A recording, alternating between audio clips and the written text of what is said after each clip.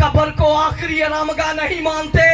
हम मसीही लोग इस बात पर यकीन रखते हैं कि हमारी आखिरी आरामगाह इब्राहिम की गोद और फिरदौस है, जिसे यीशु नासरी मुर्दों में से जी उठकर मेरे और आपके लिए तैयार कर रहा है।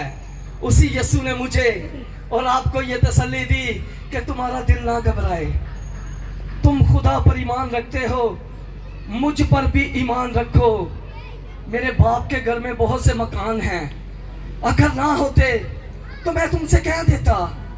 मैं चाहता हूं ताकि तुम्हारे लिए जगह तैयार करूं और मैं फिर आकर तुम्हें अपने साथ ले लूंगा, क्योंकि जहां पर मैं हूं वहां पर तुम भी हो। इसीलिए तो मुकद्दस पौल कह रहा है कि तुम बातों से एक दूसरे को तसल्ली दिया करो। आज बहुत से लोग ये समझते हैं कि अगर किसी का अजीज, किसी का दोस्त, किसी का रिश्तेदार मर जाए तो हम ये समझते हैं कि इस घराने के लिए, इस फैमिली के लिए ये क़यामत है। असी कह देने ना अक्सर कि यार इन्हां दा कल्ला ही बेटा है, असी कल्ली बेटी है, इसे खुदा ने अपने को बुला लेता है, क़यामत, इसका अर्थ है क़यामत ही आ गई है। हम कहते हैं, आम रूटीन में हम इन अल्फाज को बोलते हैं, लेकिन खुदा का खादम होने के नाते आपको आज शाम साफ अल्फाज में कह देता हूं कि क़यामत का जो लफ्ज है खुदावंद यीशु मसीह ने अपने लिए, अपनी जाते अक़दस के लिए इस्तेमाल किया है। क़यामत अरबी जुबान का लफ्ज है, इसका मतलब है उठाना, खड़ा करना या कायम करना। यह क़यामत के लफ्जी मानी है, उठाना, खड़ा करना या कायम करना। जब बैतनिया का लाजर मर गया तो खुदावंद यीशु मसीह 4 दिन के बाद बैतनिया में वापस लौटे। यहूदियों की यह तालीम थी, यहूदियों का यह फलसफा था कि 3 दिन का मुर्दा जिंदा हो सकता है, लेकिन 4 दिन का जिंदा नाटेटोल कभी भी जिंदा नहीं हो सकता। यहूदियों की यह तालीम थी, यहूदियों का यह फलसफा था कि 4 दिन का मुर्दा किसी भी सूरत में जिंदा नहीं हो सकता। मेरा यीशु किसी दूसरे इलाका के अंदर मुनादी करने के लिए, तबलीग करने के लिए खुदावंद यीशु मसीह गए हैं। जब भी मेरा और आपका यीशु बैतनिया के इलाका में आता तो वो लाजर के घर में ही रहा करता था, लाजर के घर में ही रहा करता था, लाजर से बड़ा प्यार करता था, बड़ी मोहब्बत करता था, बड़ी मोहब्बत करता था। अब बैतनिया का लाजर मर चुका है। खुदावंद यीशु मसीह 4 दिन के बाद बैतनिया में वापस आए। जब 4 दिन के बाद बैतनिया में वापस आए तो खुदावंद यीशु मसीह से मिलने के लिए मार्था गई है और उसे कहा कि ऐ रब्बूनी, ऐ मालिक, आका, खुदावंद, मुनजी, देख, अगर तू यहां पर होता तो मेरा भाई ना मरता, मेरा भाई ना मरता। खुदावंद ने कहा कि मार्था, तुझे टेंशन तुझे किस बात की है, तुझे फिक्र किस बात की है, तू किस बात का गम कर रही है? तेरा भाई जी उठेगा, तेरा भाई जी उठेगा।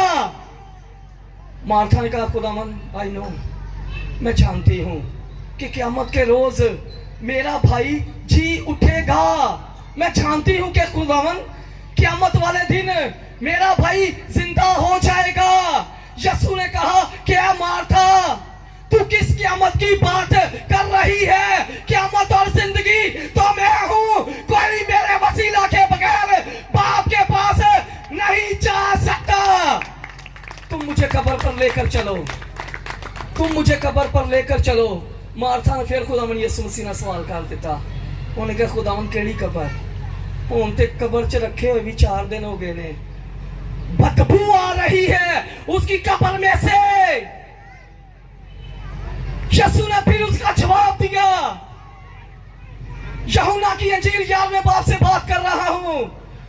यसू ने फिर उसका जवाब दिया कि मार्था, मैंने तुझे कहा ना था कि अगर तू खुदा और उसके बेटे पर ईमान लेकर आएगी तो तू खुदा के जलाल को देखेगी।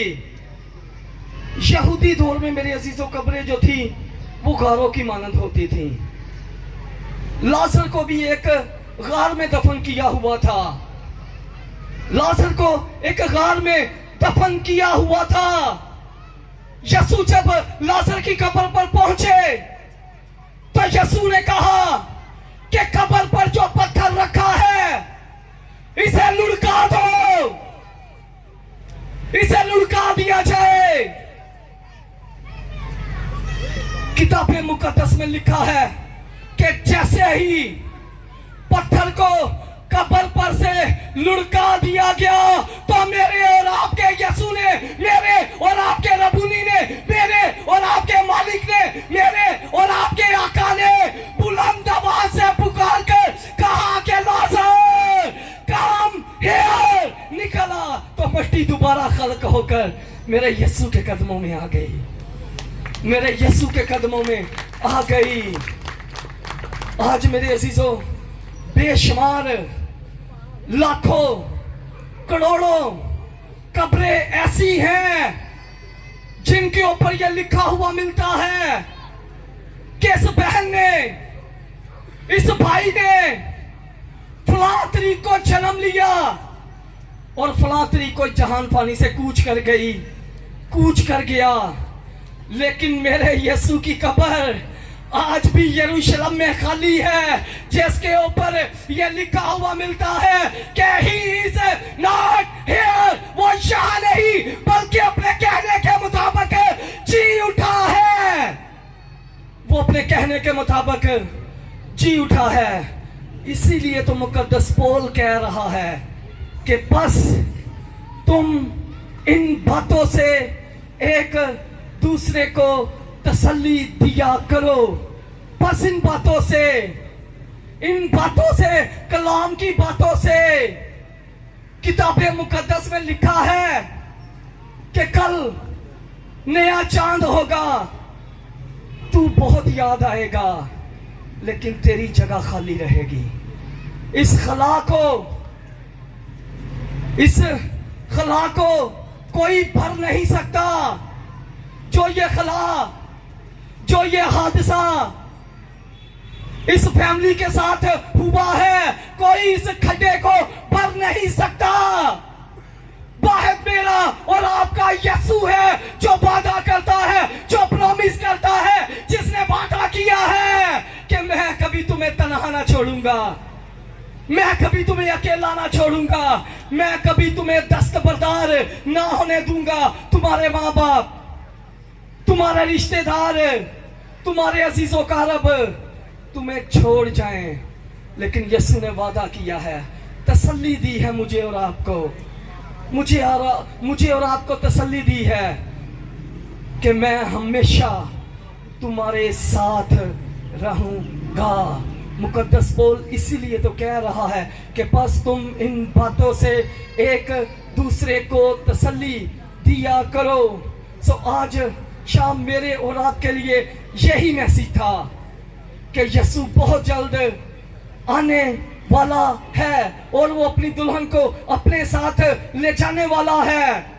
गो के हमारा भाई हमारे साथ नहीं है, वो खुदा के आराम में दाखिल हो चुका है, लेकिन मेरा और आपका यसू उसे जिंदा करेगा।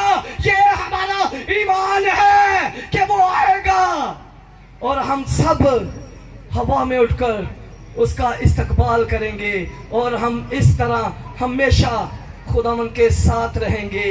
गो के आज तमाम अजीजों का हमारी प्यारी बहन दुख के अंदर है, मुसीबत के अंदर है, लेकिन किताब मुकद्दस का फरमान है कि वो जलाल वाला यीशु बहुत जल्द आने वाला है। वही जलाल वाला यीशु आपकी सिसकियों को कहकों में बदलने की कुदरत रखता है। वही जलाल वाला यीशु आपकी तारीकी को रोशनी में बदलने की कुदरत रखता है। वही जलाल वाला यीशु आपकी मौत को जिंदगी में बदलने की कुदरत रखता है। उसने कहा कि देख यूहन्ना, मैं जो मर गया था अब जिंदा हूं और अब्दुल अब्बास जिंदा रहूंगा। अलमेरवा की कुंजियां मेरे पास हैं। मेरे खोले हुए को कोई बंद नहीं कर सकता और मेरे बंद किए हुए को कोई खोल नहीं सकता। आज शाम मेरे और आपके लिए यही मैसेज है कि यीशु बहुत जल्द आने वाला है और वो अपनी दुल्हन को अपने साथ ले जाने वाला है। सो खुदावंद इस कलाम के वसीला से हम सबको बहुत ज़्यादा बरकत दे।